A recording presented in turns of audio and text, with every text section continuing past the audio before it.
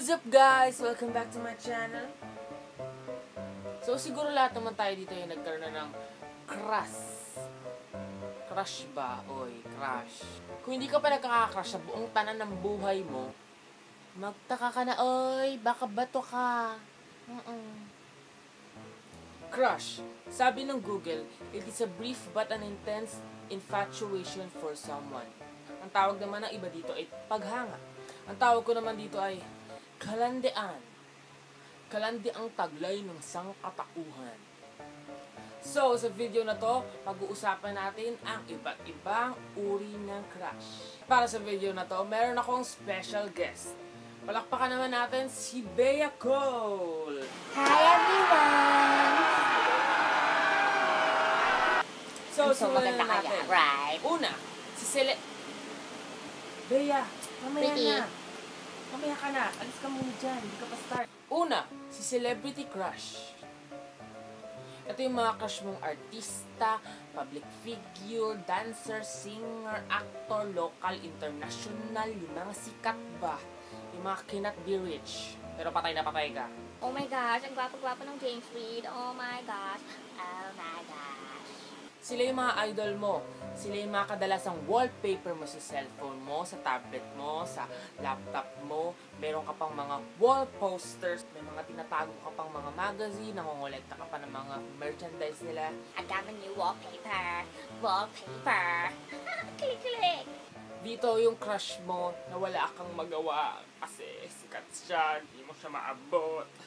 Hanggang Twitter ka na lang, papansin ka doon, tweet ka ng tweet sa kanya, yun. Na pag nakikita mo sila sa TV, sa magazine, sa mga ads, ay grabe, ang lalaoy. Ay, grabe, ang gwapa. Oh my gosh, ang gwapa. Oh my. Ito yung crush mo na alam mo lahat about sa kanila. At memorize mo yung mga ginagawa nila, kinakanta nila, lahat.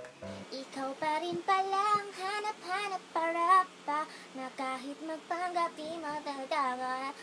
Yeah, kapag hanap-hanap para pa di magbabago, ikaw ang hanap-hanap ko.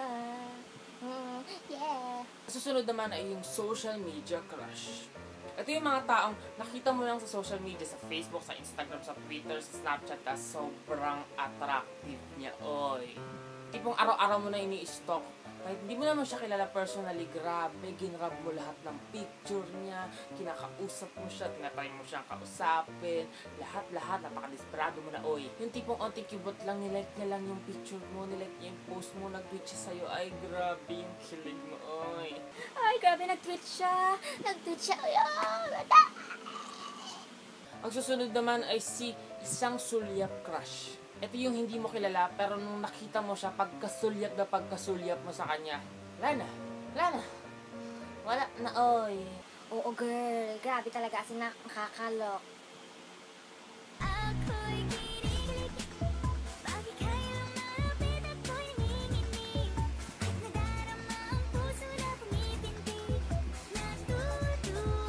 At syempre, meron naman si inspiration crush. Ito yung mga kasama mo lagi. Yung classmate mo, schoolmate mo, office mate mo, lagi lang silang nandyan. Tapos, kung nakikita mo sila, saya-saya mo, buo na araw mo, yes! Ang gwapo niya talaga. I'm so in love. Oh my God. Crush na crush ko siya. Ang susunod naman ay si third eye crush. Alam mo kung ba third eye?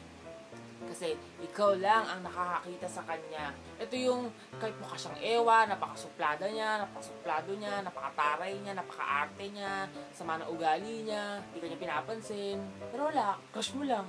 Crush na crush mo. Pangit-pangit yan eh. I don't care. I just love him. Oh my God, she's so cute kaya. Pangit-pangit yan. Mukhang timang. Ano ba? Mukhang timang. Yung sa mukhang timang naman. She's so cute kaya. Oh my God.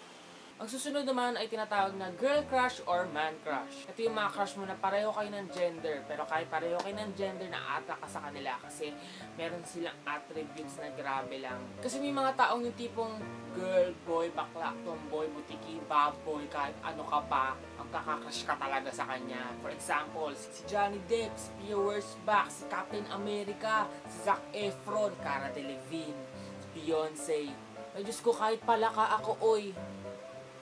Ang susunod naman ay tinatawag natin fictional crush. Ito yung mga crush natin na hindi naman talaga nag-e-exist. Na nag-e-exist lang sila sa mga storya, sa mga libro. Dito sa Pilipinas na uso ang Wattpad at talamak na talamak sa kanila ang mga fictional characters. Oh my God! Grabe the story. I'm so in love with Elijah Montefago. Oh my God, heart. Killing much. Oh my God. Yan, sa sobrang addict nila dito sa mga fictional characters na to, dinodominate nila yung Twitter world. Nagte-trending pa sila, kunwari happy birthday ganito, kahit hindi naman talaga sila nag-e-exist. At ang pinakahuli naman ay yung tinatawag na bawal na crush. Ito yung moment na nag-i-exceed na yung kalandiang taglay mo. Ito yung nagkaka-crush ka sa mga taong bawal or off limits. Kunwari, pinsan mo, boyfriend ng best friend mo, girlfriend ng best friend mo, si prof. Sir, ito na po yung project ko. Free. Grabe ka landi. Ang landi mo. Yun na yun! Maraming salamat sa panonood ng aking video! Kung nakarelate ka o sa tingin mo yung may nakalimutan akong uri ng crush, i-comment down mo na yan. At please wag mo kalimutang i-like ang video na to at i-share mo na rin para masaya. If you want more videos or if you have any video suggestions, please comment it down. And please do subscribe to my channel. You can also follow me on my other social media accounts, Twitter, Instagram, Snapchat. My username is IamGio Quijano. Hat. If you guys wanna see me more and what's up here, please comment down na you like me talaga here in this show, okay? Comment down, if you love me and I'm so pretty, if you think that I'm so pretty, but it's too obvious that I'm so pretty, comment down and like this video, if you know what I mean, okay? Bye! Maraming salamat ulit. Salamat. See you on my next video.